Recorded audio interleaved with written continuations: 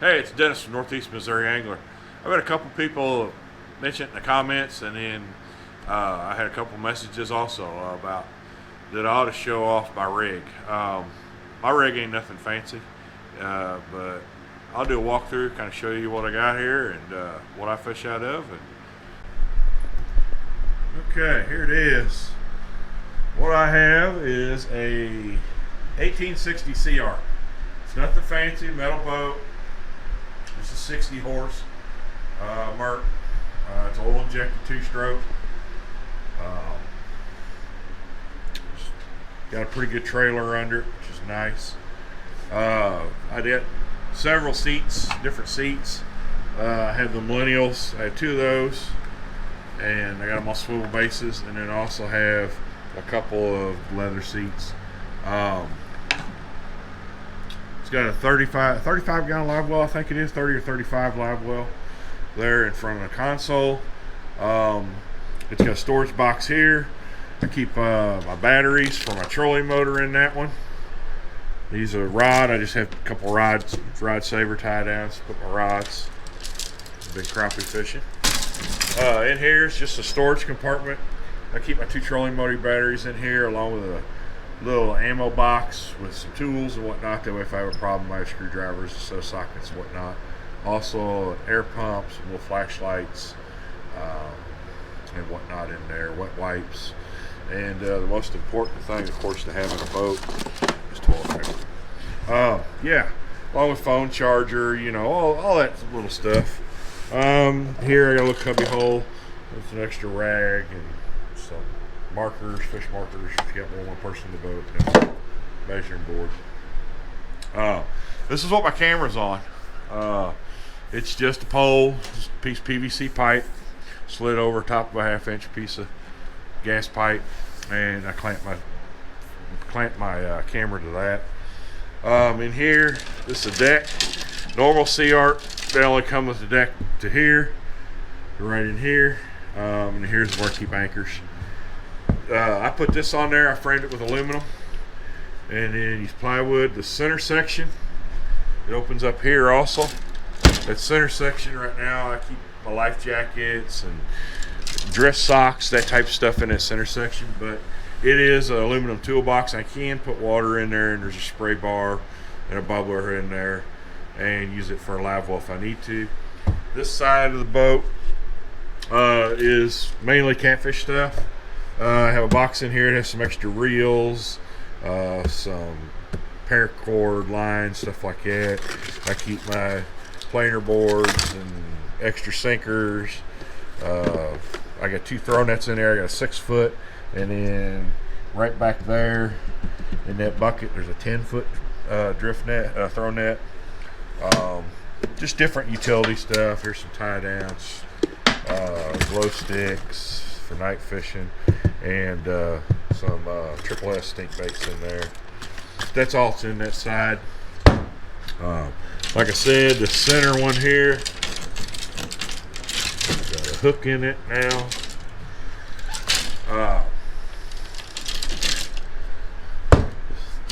This one up here in the front is where I keep extra line when I launch. I use this line, and then I have a foldable box anchor in there, 25-pound box anchor, and then I have 150 foot of 5/8 inch braided rope for that. With a float on the end of it. That way, if you're fishing like in current or in the river and you need to unhook and just drop the line for whatever reason, you can go back and get your anchor. These are crappie rods. These are, of course, homemade cup holder. I do a lot of DIY stuff on my boat. This one is, I have these gas pipe threaded mounts. You get them for about $4 or $5 a piece. I have them on a lot of places on the boat. You can see there's some here, there's another one up there. I have them mounted everywhere, and then my monster rod holders, I have 14 of them, and I can put 14 on the boat. I have 12 of them done up on these pipes, or 6 of them on these pipes, and then I have 6 monster rod rack in the back. And The monster rod rack doesn't set very high, so what I did is I fabricated a pedestal system for it, where it just bolts to the boat, and then I mounted it up higher so I could move it all the way to the back of my boat. Then I also carry a piece of 8-foot or 10-foot tall conduit, and I jerry rig this. So what this is my homemade power pole. Like if I nose into the bank or I got the anchor out front, it's only 5-6 feet. I can slide this down through there and jam it in the ground, jam it into the bottom, and it holds the back of the boat, keeps the boat from swaying. Down the end, you can also use a push pole. I just stuck a piece of shark bite on there that I had for a handle to kind of grab a hold of. I got another push pole here, piece of PVC pipe. I can slide that in and out. The other side there, I did the same thing with PVC pipe, just screwed it into the piece of plywood I have across there that I carpeted, and I put my little dip nets and little crappie net, and then there's a rod holder. There's also rod holders in the, there's more of these rod holders in here. One thing I did make, like for crappie fishing, is I made these T-handles. I thought about buying the Millennials for $150. I can think of other things I'd rather have. And all this is a piece of gas pipe, and they just screw in. Basically how it works. Piece of angle iron, and then 1/2 inch, and I just welded that together, drilled the holes. Bought the cheap. You're only catching crappie on these whenever you're spider rigging, so they don't need to be real heavy. And you just put that in there, and set it at whatever height you want, and you just tighten this, and it works just as good as the Millennials or Drift Masters or whatever. And I have like, I don't know, $25 wrapped up in the whole thing. So yeah, and I got 2 of them. There's another one here. For fishing at night, if you look up there, it says Northeast Missouri Angler on there, and there's number 3. You see that wire kind of sticking down. What that is, it's a plug for a trolling motor. And what I have on that is I have a set of 4 black lights right here, and on the end of them I got a trolling motor plug, and I can screw this into it's a monster rod holder mount. They're 1/2 inch, so I threaded a 1/2 inch steel rod and mounted it to that. I put them in there, and I can use them on my, and they're all switched on the dash, and I can turn them on, and I can only run black lights on my rods at night, so it eliminates the bugs. Back in the back, like I said, I have these seat mounts. 3 people can fish out of the back. There's one here, one in the middle, and there's one underneath that seat over there too. And I can take the front seat up there, put it back here, have these 2, and then I have another seat over here that I can use for a 3rd person if they want to sit back here. And then I have a couple of those bases on each side of the boat. There's one right here, and there's another one on the other side. I can have enough rods out the back, we can all fish out the back. It's nothing fancy, guys. It's just a John boat. And then of course I have the pedestal. I do have the Millennial sidekick, so 2 people can sit up here. They're hanging over on the wall. What this is for my live scope transducer pole. And how that works is I have the pole here, and it comes up through the bottom. I stick it up through the bottom, and this goes on top of it, this piece here, and basically it sets like this with the transducer down in the front. And then on top I stick that handle, this little piece of handle I have right here.